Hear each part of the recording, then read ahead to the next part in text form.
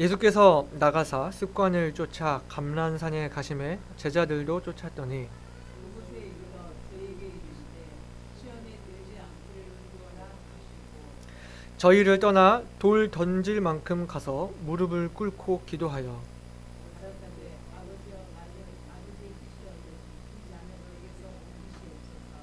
그러나 내 원대로 마옵시고 아버지의 원대로 되기를 원하나이다. 사자가 하늘로부터 예수께 나타나 힘을 돋더라. 예수께서 힘쓰고 위에서 더욱 간절히 기도하시니 땅에 떨어지는 피 바울같이니라. 기도 후에 일어나 제자들에게 가서 슬픔을 인하여 잠든 것을 보시고 어찌하여 자느냐 시험에 들지 않게 일어나 기도하라 하시니라. 아멘. 아버지 하나님, 오늘 이 수요일 또 주님을 예배하기 위해 한자리에 모인 성도님들을 주님 기억하여 주시고 축복하여 주시기를 원합니다.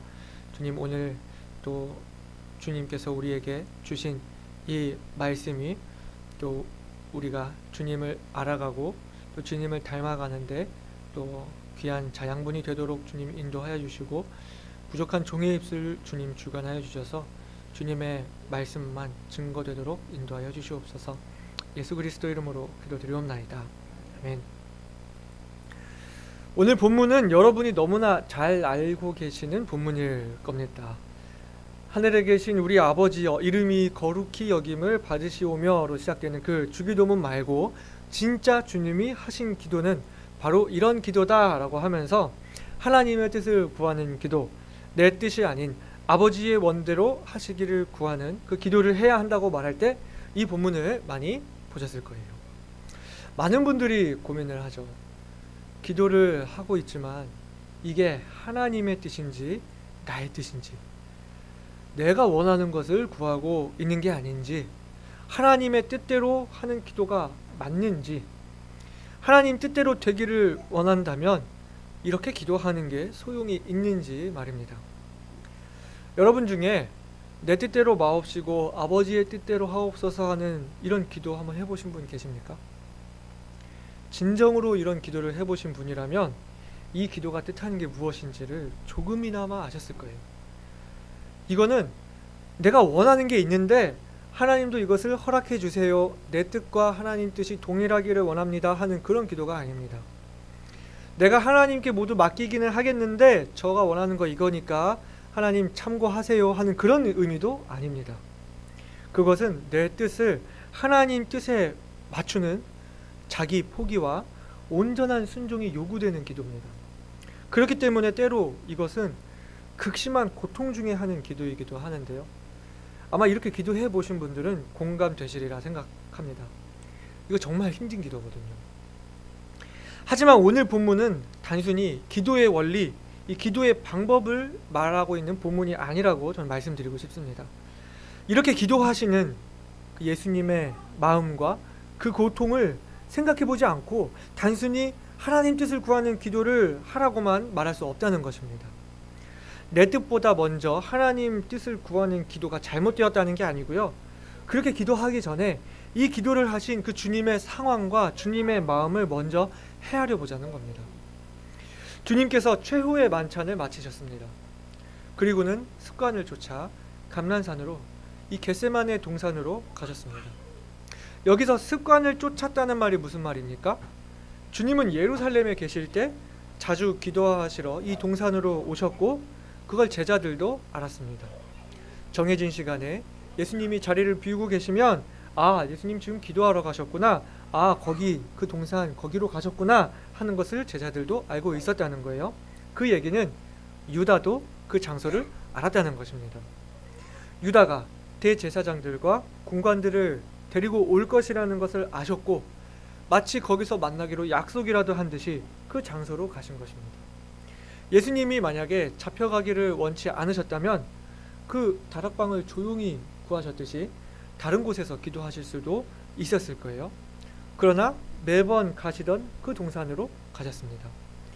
거기서 넘겨질 것을 아시고 제발로 그곳으로 자신을 이제 넘겨주시기로 하신 것입니다. 십자가 처형을 앞둔 최후의 기도였습니다. 그래서 예수님은 제자들을 일부 데리고 그곳으로 가신 것이죠. 여기서 우리는 먼저 예수님이 겪으셨을 그 고통에 대해서 먼저 생각해 보기를 원하는데요. 감람산은 말 그대로 감람나무의 산, 그 올리브 산입니다. 이 지역에 감람나무가 유명했기 때문에 지어진 이름이고, 겟셋마네라는 그 이름은 기름 짜는 곳이라는 의미가 있습니다. 기름을 쥐어 짜내는 그곳에서 예수님은 땀이 핏방울이 되도록 자신을 쥐어 짜는 기도를 하신 것입니다. 오늘 본문에서는 예수님이 제자들에게 단순히 시험에 들지 않기를 기도하라 하셨다고 그렇게 기록이 되어 있지만, 다른 본문들을, 평행 본문들을 살펴보면 예수님께서 심히 놀라시고 고민하시고 슬퍼하셨다고 말하고 있습니다. 내 마음이 심히 고민하여 죽게 되었다, 이렇게 말씀하실 정도로 예수님의 고통과 두려움이 최대에 달했다는 것입니다. 우리는 예수님이 그토록 괴로워하시고 두려워하신 이유가 무엇일지 생각해 보아야 하는데요. 그거는 단순히 그 죽음의 두려움이 아니었어요. 사람들 중에서도 죽음을 두려워하지 않는 사람들은 많습니다. 자, 이번에 아이들과 같이 기독교 역사 문화 탐방을 하면서 그 많은 독립 투사들을 배우고 왔거든요. 이분들은 정말 대한민국의 독립을 위해 목숨도 아끼지 아니하고 기꺼이 바칠 수 있었던 사람들이었습니다. 사람들도 이렇게 어떤 큰 뜻을 위해, 대의를 위해 자기 목숨을 아끼지 아니하고 죽음을 두려워하지 않을 수 있는데, 이 예수님이 단순히 그 죽음 때문에 슬픔과 두려움을 겪으셨다는 것은 예수님을 그 독립투사보다도 못한 분으로 깎아내리는 것이죠. 예수님은 죽음을 두려워하실 분이 아니었습니다. 예수님은 죽은 사람도 살리시는 분이었어요. 죽은 자를 죽은 것이 아니라 잔다라고 말씀하시면서 깨우실 수 있는 분이셨고, 부활 이후에 다시 만날 소망을 말씀하시던 분이셨습니다. 그럼 주님이 겪으신 괴로움과 슬픔은 무엇이었을까요? 그것은 예수님께서 완전한 인간이시자 완전한 하나님이시기 때문에 예수님만이 겪을 수 있는 그런 고통이었습니다. 예수님이 겪으신 괴로움과 슬픔은 단순한 죽음 때문이 아니라 예수님 앞에 놓여진 그 잔, 우리의 죄악 때문이었습니다. 죄를 미워하시는 하나님, 그래서 그 죄를 벌하셔야만 하는 하나님이신 예수님께서 죄인이 되셔야 했습니다. 죄인의 모습을 하고 죄인의 취급을 받고 죄인이 받아야 할 형벌을 받으셔야 했습니다. 제가 아마 어떤 말로 표현해도 예수님의 고통을 표현할 수 없겠지만 여러분 한번 참고해 보세요. 제가 언젠가 그 미국의 한 TV 프로그램을 봤는데요. 별로 좋은 프로는 아닌 것 같아요. 1단계부터 5단계까지가 있어가지고 그 각 단계에 그 장애물들이 있는데 그거를 다 밟고 끝까지 통과를 하면은 어마어마한 상금을 주는 그런 프로그램이었습니다. 1단계 장애물을 딱 상자가 열리면은 이제 뱀이 막 우글우글거리는 그 상자를 밟고 통과를 해야 되고, 두 번째 단계가 열리면 막 오물이 있는 그 상자를 또 밟고 지나가야 되고, 또 3단계가 열리면 막 벌레들이 우글우글하는 그 상자를 또 밟고 지나가야 되고, 이렇게 온갖 혐오스러운 것들이 막 있는 그 장애물을 통과해야 되는 그런 프로예요. 그 사람들이 그 상금을 받기 위해서 도전을 하지만 그 장애물을 보고 막 도저히 이거 못하겠다고 해서 막 중도 포기하는 그런 프로그램이었습니다. 생각만 해도 거북하시죠? 저도 보고만 있는 것으로 막 소름이 돋고, 저 같아도 아무리 큰 상금 준다고 해도 난 도저히 이거는 못하겠다 하는 그런 일들이었습니다. 내가 극도로 혐오하는 것이 가득한 그 속으로 발을 담그는 것으로 이 예수님의 고통을 표현할 수 있을까요? 내 몸이 도저히 받아들이지 않는 내가 아주 그 경멸하는 음식을 내 입으로 넣어야 하는 것에 비유할 수 있을까요? 아니면 내가 가장 싫어하고 아주 치를 떠는 사람과 함께 계속 있으라고 하는 것과 비유할 수 있을까요? 아마 이 모든 것들보다 더한 고통이 예수님의 고통이었습니다. 죄를 극도로 경멸하시는 하나님께서 죄인이 되셔야 했어요. 하나님은 죄를 미워하셔서 자신의 피조물도 벌하실 정도로 죄를 미워하시는 분이셨습니다. 그런데 예수님이 받으신 그 잔에는 우리 모두의 죄악이, 우리 모두의 모든 죄가 담겨 있었습니다. 온 세상의 죄악을 다 지시고 죄인의 취급을 받고 그 형벌을 당해야 한다는 것이 거룩하신 예수님께는 그 어느 것과도 비교할 수 없는 아주 치욕스러운 일이고 고통스러운 것이었습니다. 그래서 주님은 기도하시기를 아버지여 만일 아버지의 뜻이여든 이 잔을 내게서 옮기시옵소서 그러나 내 원대로 마옵시고 아버지의 원대로 되기를 원하나이다 이렇게 말씀하신 것이었습니다. 할 수만 있다면 다른 방법이 있다면 이것만큼은 피하고 싶다. 그러나 아버지의 뜻에 따르겠다는 그 주님의 마음을 볼 수 있는 것입니다. 우리 히브리서 5장 7절에는 어떻게 말씀하고 있냐면 그는 육체에 계실 때에 자기를 죽음에서 능히 구원하실 이에게 심한 통곡과 눈물로 간구와 소원을 올렸고 그의 경외하심을 인하여 들으심을 얻었느니라 말씀을 하고 있습니다. 하나님의 사자가 그 옆에서 예수님을 도와야 할 정도로 힘든 일이었고요. 예수님의 땀이 핏방울같이 될 정도로 고통스러운 일이었습니다. 그런 가운데서 우리의 모든 죄를 짊어지신 그 희생제물 유월절 어린 양이 되시기로 결정을 하시고 아버지의 뜻에 순종하신 거예요. 우리가 차마 짐작도 할 수 없는 극심한 그 죄악의 고통을 예수님이 담당하신 것입니다. 우리가 받아야 할 취급을 예수님이 받으시고 우리가 당해야 할 형벌을 예수님이 당하시고 우리가 죽어야 할 죽음을 예수님이 대신 죽으셨습니다. 베드로전서 2장 24절에 어떻게 말씀하고 있습니까? 우리 다 함께 읽어보실까요? 친히 나무에 달려 그 몸으로 우리 죄를 담당하셨으니 이는 우리로 죄에 대하여 죽고 의에 대하여 살게 하려 하심이라. 저가 채찍에 맞음으로 너희는 나음을 얻었나니. 아멘. 죄를 극도로 미워하시는 하나님께서 죄인이 되셔야만 했던 그 고통을 어떻게 제가 말로 표현할 수 있을까요? 땀이 피가 된 것도 무리가 아니라고 생각되는 일이죠. 주님은 그 고통 가운데에서 아버지의 뜻을 구하셨다는 거예요. 그냥 단순히 하나님의 뜻이 뭘까 뭐 이런 수준이 아니라 거룩하신 하나님이 죄인의 우두머리, 죄인의 대표가 되어야 하는 그 치욕을 참아내신 것입니다. 그래서 히브리서 12장 2절에는 어떻게 말씀하고 있냐면 믿음의 주요 또 온전케 하시는 이인 예수를 바라보자 저는 그 앞에 있는 즐거움을 위하여 십자가를 참았다라고 말씀을 하고 계세요. 주님의 마음이 조금이나마 이해가 되십니까? 우리가 이걸 그냥 따라한다고 그냥 아버지 원대로 하옵소서 이렇게 기도할 수 있는 그런 쉬운 일이 아니라는 겁니다. 이래도 그만 저래도 그만인 문제를 놓고 그런 선택지를 놓고 아버지 뜻대로 이게 아니라 내가 정말 감당할 수 없는 도저히 감당하고 싶지가 않은 그 십자가 앞에서도 하나님의 뜻에 순종하고자 하는 이러한 마음을 가질 수 있어야 한다는 것입니다. 그리고 두 번째 예수님의 마음은 제자들을 사랑하는 마음이었습니다. 주님은 제자들에게 오늘 무엇이라고 말씀하셨습니까? 시험에 들지 않기를 기도하라. 이 제자들이 자고 있는 것을 보면서도 시험에 들지 않게 일어나 기도하라 말씀하셨어요. 내가 시험에 들지 않기를이 아니고 너희가 시험에 들지 않기를이에요. 예수님이 잡혀가실 장소까지 왔습니다. 시간도 다 되었습니다. 이제 곧 잡히실 거예요. 십자가 앞에서 마지막 그 싸움을 싸우셔야 했습니다. 그러나 예수님은 그 고통 중에 이를 악물고 견디는 중에도 제자들을 걱정하시는 모습을 볼 수 있습니다. 나를 위해 기도해라. 나의 기도를 도와라 라고도 말씀하실 수 있었을 텐데 그게 아니라 제자들이 겪게 될 그 시험을 걱정하시고 제자들을 살피시는 것입니다. 예수님이 붙잡히게 되므로 제자들에게 생길 시험들이 있었습니다. 베드로는 예수님을 3번이나 부인하게 되고 또 다른 제자들은 모두 뿔뿔이 흩어지게 될 것이었습니다. 예수님은 예수님이 하셔야 할 예수님만의 기도가 있었고 예수님이 받으셔야 할 고난이 있었습니다. 제자들이 감당할 수 있는 것이 아니고 제자들이 나눠질 수 있는 것이 아니었습니다. 온전히 홀로 예수님 혼자 감당하셔야 했던 일이었습니다. 그리고 또 제자들에게는 제자들이 기도해야 할 그 기도가 있음을 말씀하신 것입니다. 겟세마네 동산으로 함께 가셨지만 돌 던질 만큼의 거리를 따로 두고 예수님은 따로 기도를 하시면서 제자들에게 각자 이제는 너희가 너희 기도를 해라 이렇게 말씀을 하셨어요. 각자에게 주어진 그 싸움이 있었다는 거예요.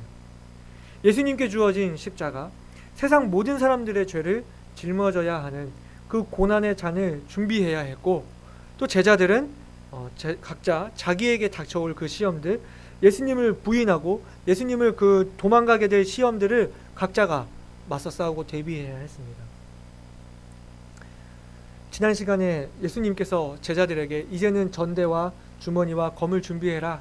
이제는 자기 앞가림을 하기를, 제자들이 영적으로 더욱 자립하고 성장하기를 주님께서 바라셨다, 이렇게 말씀을 했었습니다.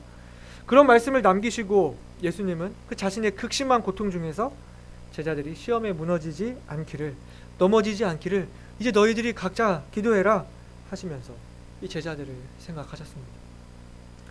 제자들이 자립하고 성장하기를 바라셨던 예수님께서 제자들이 다가올 시험들에 대비하고 이겨내길 바라셨던 것이 아닐까요? 이 수준까지 성장해 주기를, 스스로의 각자에게 다가오는 그 시험과 싸움을 이겨내고 승리하기를, 그래서 제자들을 그 치열한 전투의 현장에 데리고 오셔서 예수님의 싸움을 보여주시고 예수님의 기도하시는 것을 듣게 하시고 또 보여주시면서 각자의 싸움을 싸우고 각자의 시험을 이길 것을 말씀하셨던 것이죠.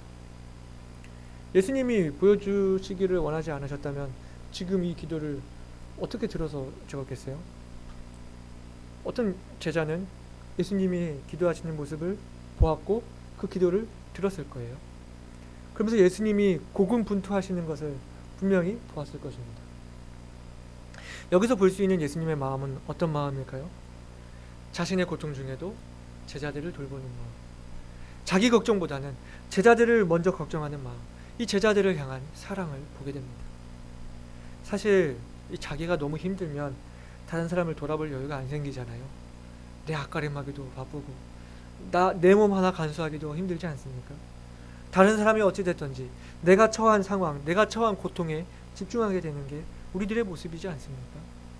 근데 이렇게 예수님의 마음은 자신을 위한 것이 아니었습니다.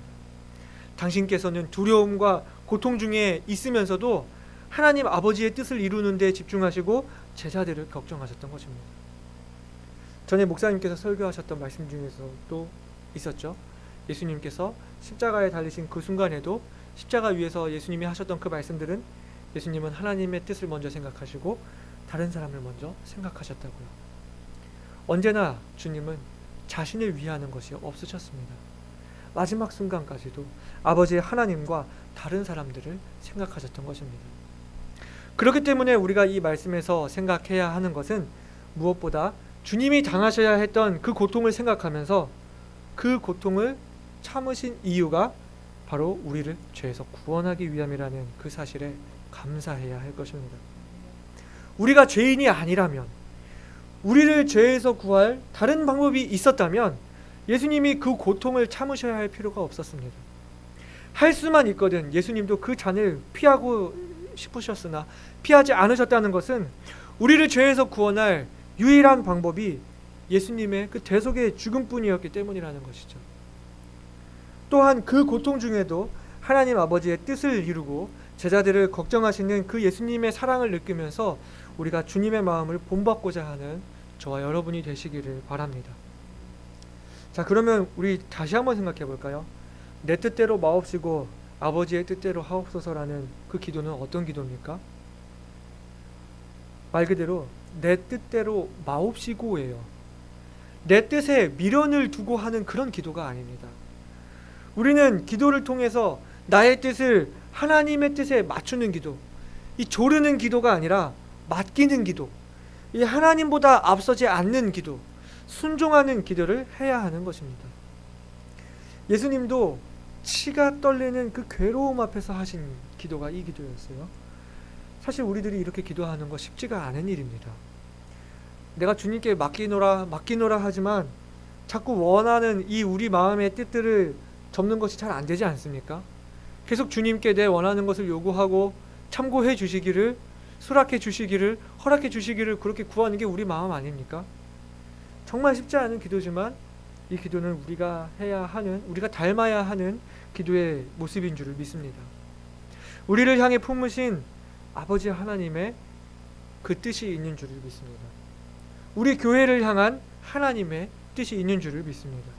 그리고 그 뜻은 우리들이 당장 보기에는 좀 짐인 것 같고 어려운 것 같고 부담인 것 같아도 우리에게 가장 좋은 것인 줄을 믿습니다.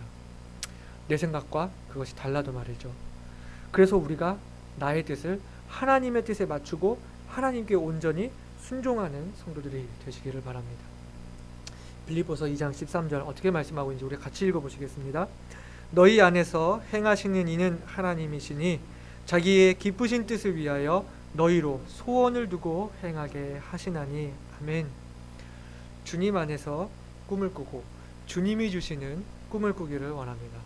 하나님의 그 기쁘신 뜻이 우리의 소원이 되기를 원합니다.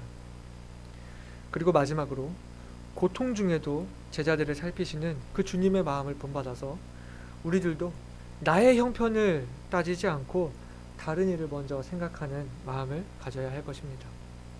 형제 자매의 슬픔과 아픔을 나의 슬픔과 아픔처럼 여기고 자고 있는 형제들을 깨우고 시험에 든 형제들을 돌아보아야 하는 것입니다. 빌립보서 2장 4절 말씀 우리 함께 읽어보시겠습니다. 각각 자기 일을 돌아볼 뿐더러 또한 각각 다른 사람들의 일을 돌아보아 나의 기쁨을 충만케 하라. 주님 말씀하셨어요. 정리하면 오늘 본문에서 볼 수 있는 예수님의 마음은 단 두 가지였습니다. 하나님을 향한 마음, 그리고 제자들, 사람들을 향한 마음이었습니다. 자신을 위한 것이 없었습니다. 하나님을 사랑하고 형제 자매를 사랑하는 우리 성도님들의 귀한 그 믿음과 사랑으로 인해 감사를 드립니다. 우리가 더더욱 예수님의 마음을 본받아서 우리 자신을 원하는 것이 아니라 내 자신의 뜻을 구하는 것이 아니라 우리에게 원하시는 그 기쁘신 뜻, 하나님의 그 기쁘신 뜻을 이루는 데 우리가 최선을 다하기를 원하고요. 또 우리에게 있는 형제 자매들, 다른 이들을 사랑하고 섬기는 데 최선을 다하기를 간절히 소망합니다. 우리 다 함께 기도하시겠습니다.